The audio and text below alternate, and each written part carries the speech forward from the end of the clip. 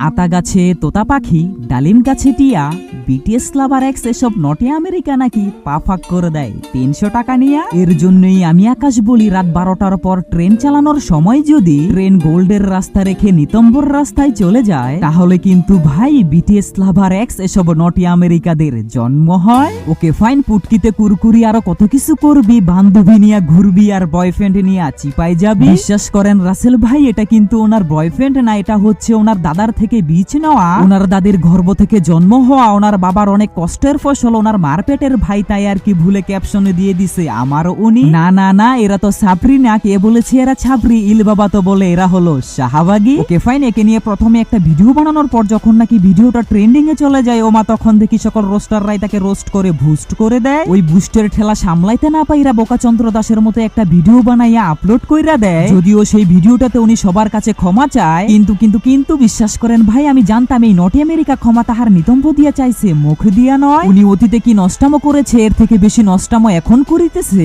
একটা কথা সবসময় মনে রাখবেন, বাপ আর ভাই ফ্যামিলিতে থাকা সত্ত্বেও যেই ফ্যামিলির মেয়েরা এরকম ভাবে ওপেনলি শাহবাগীদের মতো নষ্টামো করে, ওই ফ্যামিলির মেয়ের বাপ ভাই হিজলাদের থেকেও কোনো অংশে কম না। তাদের কাছে ধন সম্পদ আছে ঠিকই, কিন্তু ওই ধন সম্পদ কোনো কাজেই আসে না। আর হ্যাঁ, ধন সম্পদ থেকে সম্পদটা মাইনাস করে নিয়ে যাওয়ার আগে আবারও বলে যাই, এরা বাথার নিয়ে ঘুরবে, কারণ boyfriend is old, brother is gold. ধন্যবাদ।